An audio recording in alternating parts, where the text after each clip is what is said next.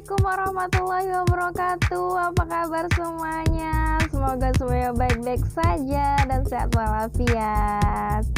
Halo teman-teman, welcome back to my channel. Yeay. Oke, kembali lagi dengan saya Widiawati dari Sekolah Tinggi Ilmu Ekonomi Muhammadiyah Asahan. Di sini saya akan menjelaskan tentang prinsip-prinsip akuntansi dana. Disimak ya teman-teman.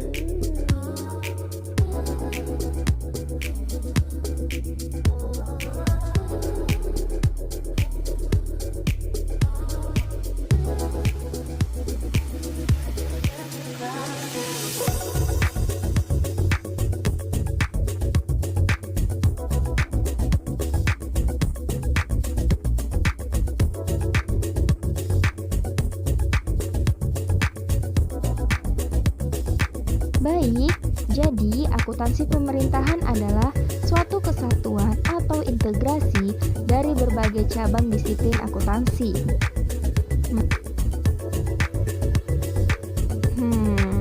Kira-kira kenapa ya teman-teman? Yuk, mari kita simak.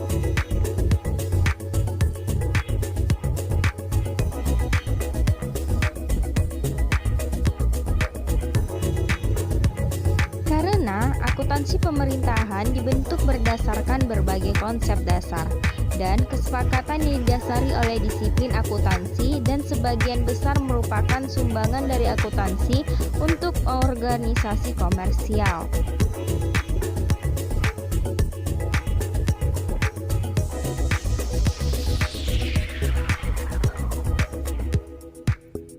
Prinsip-prinsip yang terdapat dalam GIIFR atau disebut dengan Governmental Accounting, Auditing, and Financial Reporting tidak seluruhnya persis sama dan juga tidak seluruhnya terpisah dengan prinsip-prinsip akuntansi yang diterima secara umum.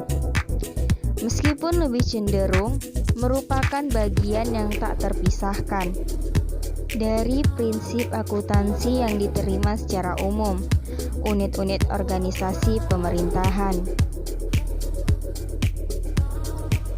Tetapi secara khusus berkaitan dengan kegiatan unit-unit organisasi pemerintahan, kecuali terdapat adanya suatu perubahan tertentu. Namun, secara keseluruhan tetap pada prinsip akuntansi yang diterima secara umum.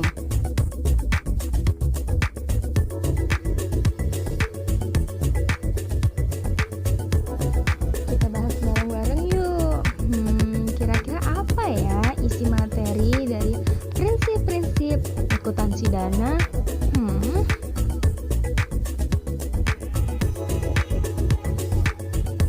Jadi ini dia prinsip-prinsip akuntansi dana dalam pemerintahan. Yuk kita bahas.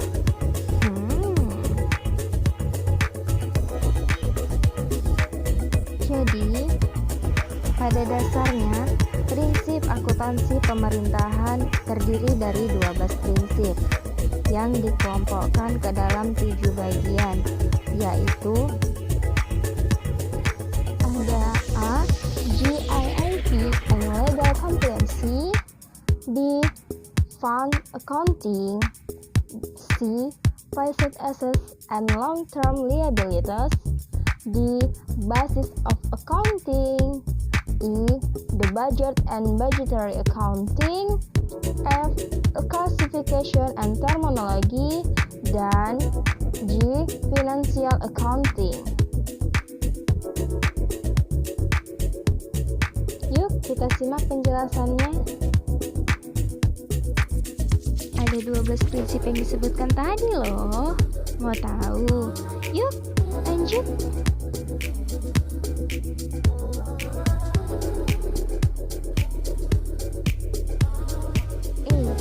GIIP and Legal Compliance. 1. Prinsip kemampuan akuntansi dan pelaporan adalah suatu sistem akuntansi pemerintahan untuk menyajikan, mengungkapkan, menunjukkan dan menentukan secara wajar posisi keuangan serta hasil operasi keuangan untuk setiap dana, dan kelompok rekening unit pemerintah dengan prinsip-prinsip akuntansi yang diterima umum serta telah disepakati dan ditetapkan secara resmi.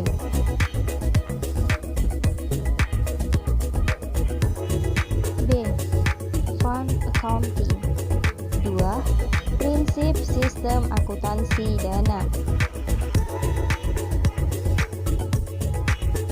Suatu dana adalah kesatuan fisikal dan kesatuan akuntansi yang seimbang dengan sendirinya.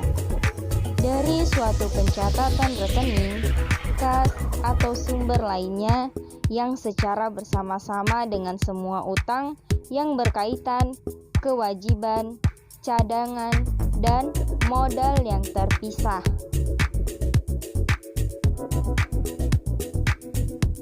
Selanjutnya ada 3 prinsip tipe-tipe dana, yaitu terdiri dari A.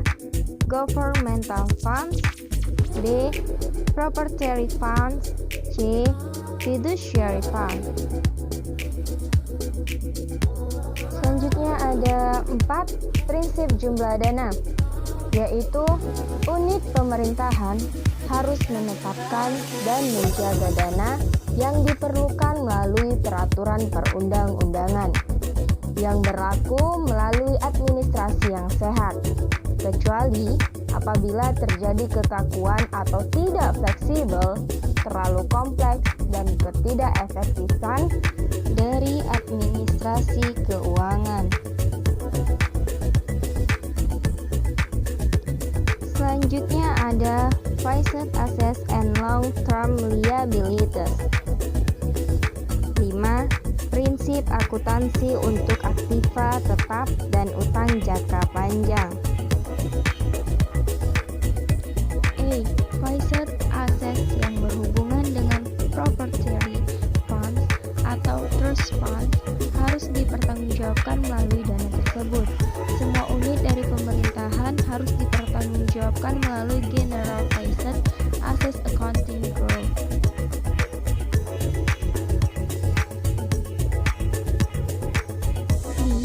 Long-term liabilities dari proprietary funds harus dipertanggungjawabkan melalui dana tersebut.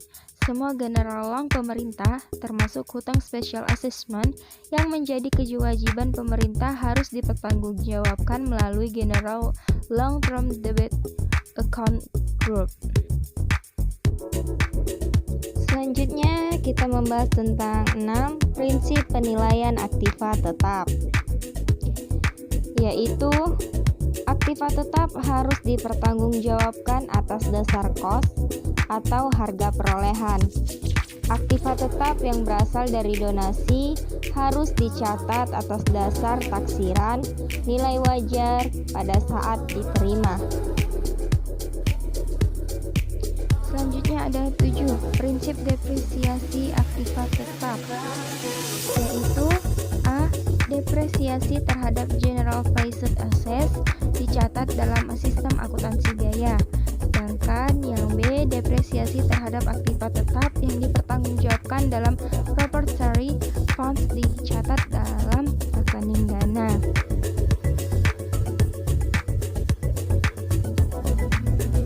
Selanjutnya ada di basis of accounting, yaitu 8 prinsip accrual basis dalam akuntansi pemerintahan, yaitu berisi tentang A. Dana pemerintah atau governmental funds, B. Dana perorangan atau proprietary funds, dan C. Dana fiducia atau fiduciary, D. Transfer. Berikut penjelasannya. A. Dana pemerintah atau governmental funds. Pendapatan belanja harus diakui dengan menggunakan modif accrual basis. Pendapatan harus diakui apabila sudah tersedia dan terukur. B. dana perorangan atau proprietary funds. Pendapatan belanja harus diakui dengan menggunakan accrual basis. Pendapatan harus diakui apabila pendapatan tersebut telah menjadi hak dan dapat diukur. C. Dana fidusia atau fiduciary. Pendapatan dan biaya atau belanja harus diakui atas dasar yang konsisten dengan tujuan pengukuran akuntansi dana. Aktiva dan utang agensi fund harus dipertanggungjawabkan atas dasar modif accrual basis. D. Transfers harus dipertanggungjawabkan dalam periode akuntansi, di mana terjadi kenaikan utang serta piutang. Selanjutnya kita membahas tentang E. The budget and budgetary accounting. 9. Prinsip budgeting, budgetary control, and budgetary reporting. Anggaran tahunan harus digunakan oleh setiap unit pemerintah. B. Sistem akuntansi harus menyediakan dasar yang layak untuk tujuan pengendalian anggaran. C. Perbandingan anggaran harus termasuk di dalam pelaporan keuangan sesuai dengan anggaran tahunan yang telah disetujui. Lalu ada F. Classification and terminology. 10. Prinsip transfer, revenue, expenditure, and expense account classification, yaitu berisi A. Transfer antar dana dan penerimaan dari hutang jangka panjang umum harus diklasifikasikan secara terpisah dari pendapatan dan belanja atau biaya. B. Pendapatan pemerintah harus diklasifikasikan berdasar dana dan sumbernya. C. Pendapatan dan biaya dana pemilik pada dasarnya harus diklasifikasikan berdasarkan kegiatan usaha organisasi yang sama. Selanjutnya kita membahas tentang prinsip common terminology and classification, yaitu digunakan secara konsisten melalui anggaran, rekening, dan pelaporan keuangan untuk masing-masing dana.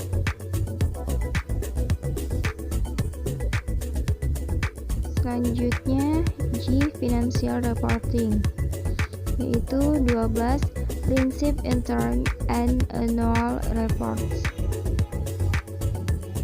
yaitu terdiri dari A. Harus disiapkan agar dapat dipakai untuk membantu pengawasan manajemen terhadap kegiatan keuangan. Yang B. Suatu laporan keuangan yang lengkap harus menyangkut seluruh dana dan kelompok rekening dari suatu entiti. Selanjutnya ada C.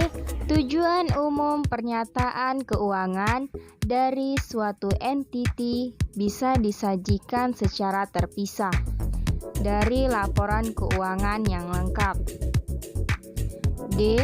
Suatu bagian dari laporan keuangan harus menyangkut seluruh dana dan kelompok rekening dari suatu kesatuan.